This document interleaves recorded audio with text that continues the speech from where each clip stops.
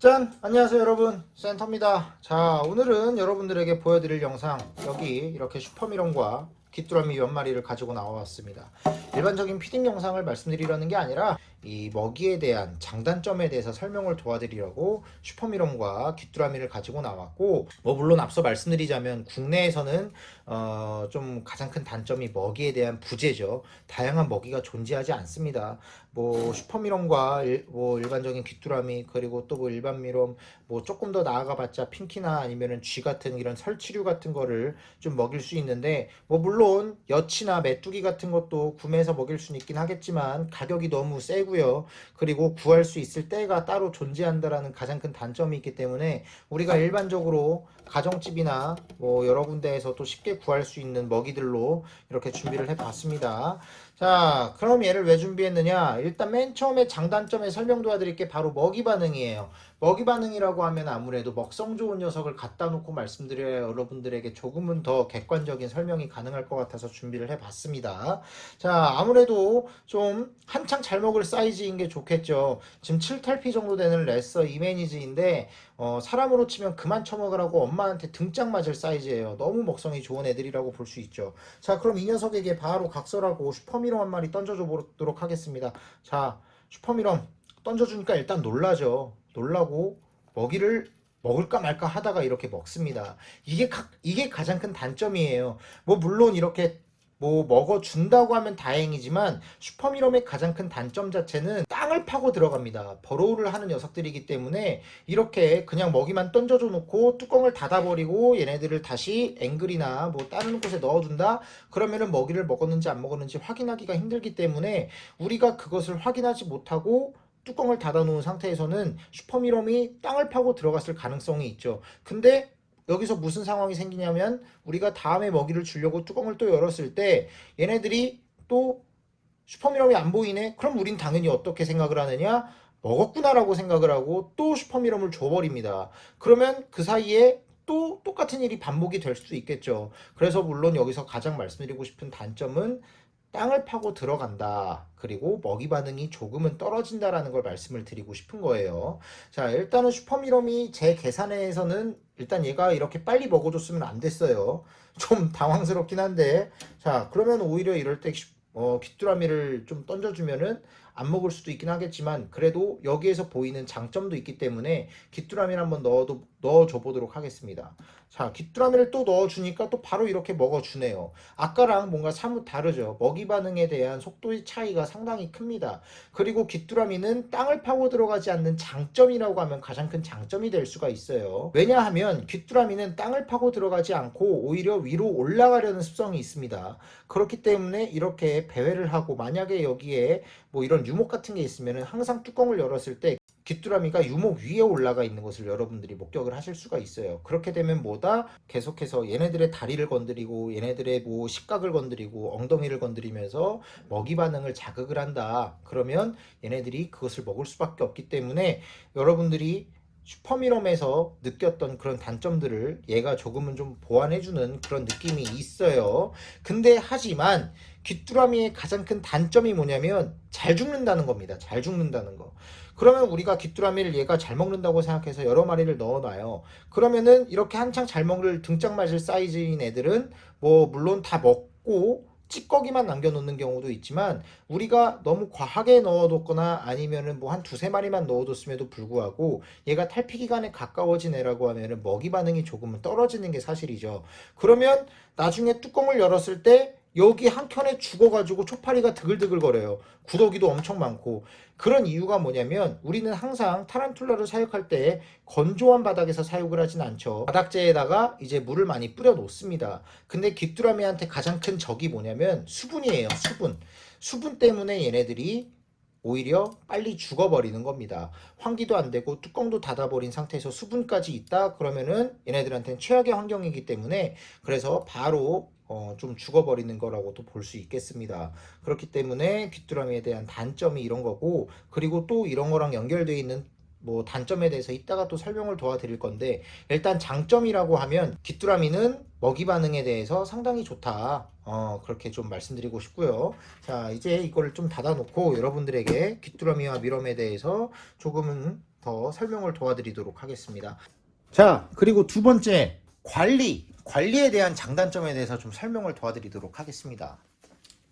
이게 귀뚜라미, 저희 매장에 있는 귀뚜라미 사육통인데, 저 같은 경우에는 이렇게 귀찮아서 이렇게 오픈으로 사육하는 게 아니에요. 뭐 물론 이렇게 해야 손님들이 귀뚜라미를 원하실 때 이렇게 제가 탁탁탁 털어서 빨리빨리 신속하게 드릴 수 있는 장점도 있지만, 이거를 이렇게 해놓은 이유 자체는 뭐냐면, 얘네들이 뚜껑을 닫아 놓으면은 아까 말씀드렸던 그 습기 때문에 환기가 안 되면, 습기가 이렇게 빠져나갈 데가 없으면 얘네들이 그 습기에 다 죽어버려요.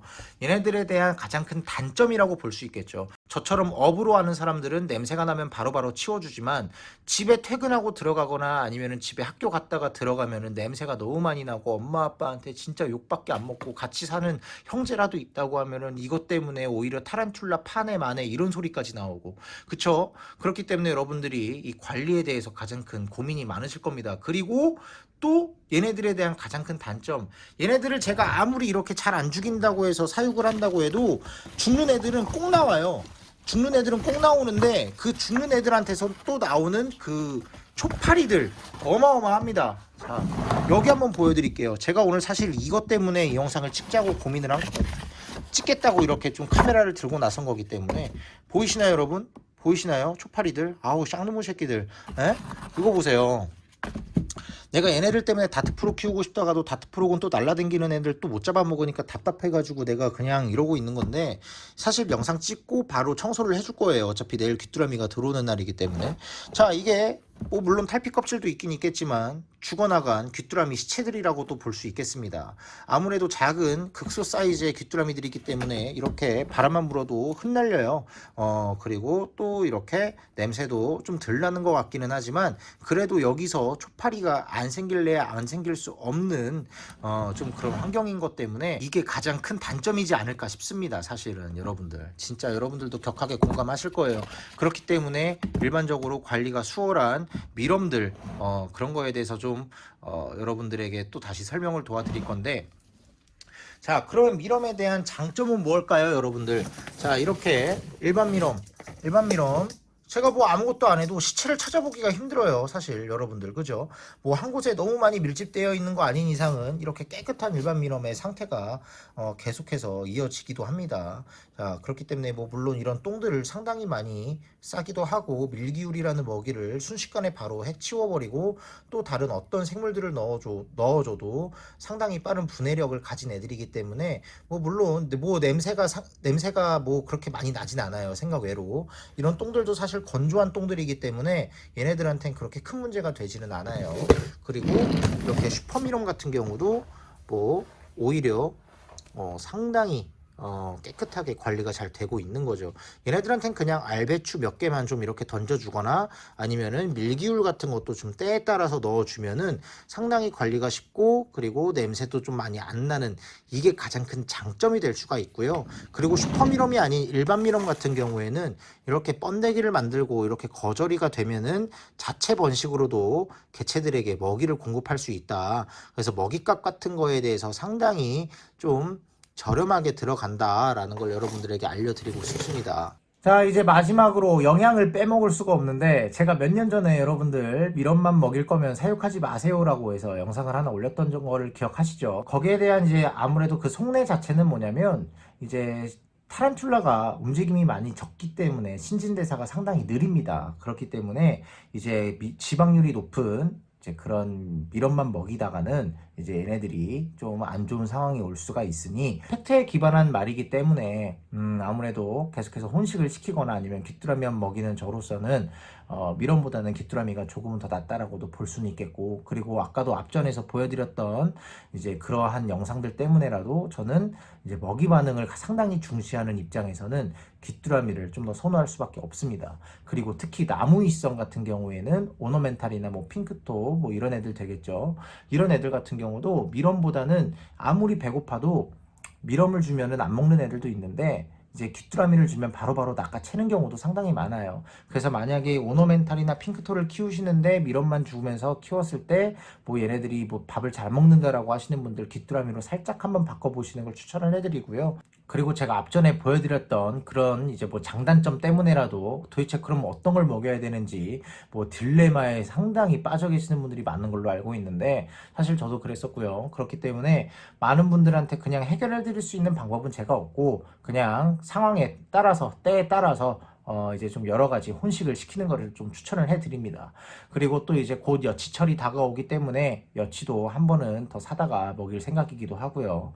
또 여치를 먹이는 영상도 또 저희 탄환센터 유튜브 찾아보시면 있으니까 한번 찾아보시고, 그리고 핑키 같은 것도 뭐 살아있는 거나 아니면 냉동이라도 넣어주면은 뭐 얘네들이 뭐 그거를 주식으로 할 수는 없지만 냄새라도 맡고 나와서 먹는 경우도 있으니까 얘네들한테 조금이라도 더 도움이 되지 않을까 싶습니다. 여러분들의 건강한 취미를 응원합니다. 감사합니다. 여러분, 센터입니다.